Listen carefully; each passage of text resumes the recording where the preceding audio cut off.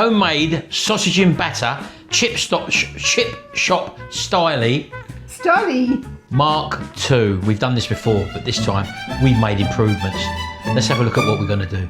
Right, Sharon, we have done this before. Yes. And we had a few people try it, and they said one of the problems they experienced was when they dropped the sausage and batter into the deep fat fryer, it was sticking to the wire basket. So we think we've got an answer for that. And not only that, our deep fat fryer now is filled up with beef dripping. Beef dripping. So here we go. What we got down here then? We got 2 lovely Whopper sausages. Now, when they do them in the fish and chip shop, I think you'll find they put them in their big fryer, frozen. Yeah. But we've actually defrosted ours to cut down the cooking time. Yeah. But first of all, we're going to make the batter. Now, the batter which we're using is apparently a chip shop style batter. Say that quickly. And we've got a few ingredients on that. So first of all, what have we got then? We've got 250 grams of self-raising flour. Right. 350 ml of cold water. And what have you got on your little saucer there, baby? Half a teaspoon of bicarbonate of soda, a teaspoon of salt, and a teaspoon of pepper. And also 1 egg. 1 egg. So that is our batter. And all you're going to do first is simply put all the dry ingredients together. Just give them a little mix round. Now, as I say, people make batter in different ways. Yeah. You can do a beer batter as well, but we're going, this is probably a chip shop style batter, which is what we wanted and we used last time, and it actually worked very, very well. Nice batter, yeah. Right, so what happens now then? We're going to put the egg in. Drop that in. There we go, just 1 egg needed there, folks. And then we're going to add some water. Straight in with the water. Let's just give that a mix first. Yeah, we'll get it going. Good to do this with a balloon whisk. You can do it with a fork, but a balloon whisk tends to do the job properly and leaves you with no lumps. We want a nice smooth batter anyway. Oh, don't want lumps in our batter. Oh, of course you don't, baby. Oh, no.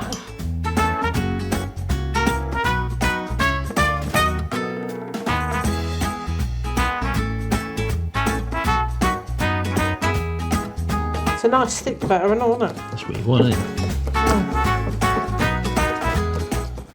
Right, there we go, folks. Lovely and mixed up there. Now we're just going to transfer that over to a different bowl, and the reason being that is that we want to lay the sausages in there, and it's easier to do that in a flat bowl. Ideally, you want to let your batter rest for about 20 minutes or so. This is at room temperature. Right, now all we're going to do now is we're going to drop our sausages in, and all we've done is use the fork to lay them in to stop them from dropping onto that basket below. It doesn't matter if you've got a big industrial fryer, because when you put them in there, they'll just bob about and float to the top anyway. But in these little domestic ones, you've obviously got to come over that problem. So, right folks, 10 minutes they've been in. Let's have a little look, see what we got here. Oh, look at them, Sharon. Oh, they look like chip shop styly, don't they? Right, let's just get them up there, just let them hang for a minute. We're going to put them on the kitchen paper, folks, just to let them drain. And as you can see there, let's put that over there for a minute. Oh, they look superb, look. And as you can see, that method we used, look in the thing there, look. There's nothing there, look. No. Before, when we done it, we had stuck batter on there, and it was a bit of a nuisance. So, let's bring these over to the table, shall we? Come over here, baby. Look at them, look. Wow. What do you think of them? That is the best ones we've ever done. So, we've used the same batter. We're going to carry on now, just do the same with these two here, and then we'll have a little taste test when that cools down. So we see you in a minute. Those are probably the best ones we've ever made, Sharon. Jimmy just got in from work and said, oh, they look really nice. And he wants one, so we're going to be, we've got another 2 on the go at the moment. We just probed them. The probe is measuring 95 degrees inside centigrade or Celsius, so they're well cooked. And that was 10 minutes I put them on for. We like to be on the safe side. Anyway, let's cut them open first of all. Let's cut one of them open. Should I take one off? Hey? Yeah, go on, put that one over there, baby. So let's just cut through the middle of that. And let's see if it looks like a chip shop sausage and batter, which it does. Look at that, look. Superb, steaming hot in there, folks. Now, I don't know what you want to do, Sharon. I'm going to have this off. You always do. Put salt and vinegar on it. That sounds a bit better. Vinegar first. Always put lashings of vinegar on, as I normally do when I'm having these. And then, obviously, a bit of salt as well. We've got the Himalayan pink salt here. Let's go over the top with that. And because we can, we like a bit of white pepper on, so we're going to go in for the old white pepper as well. Right, come on in, Shell. That batter, it looks fantastic. Here we go.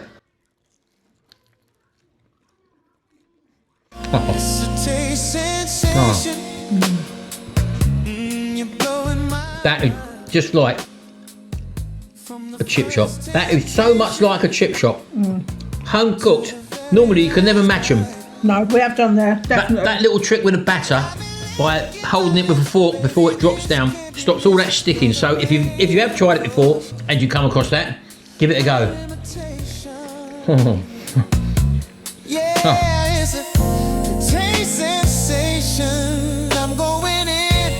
Simple food, folks.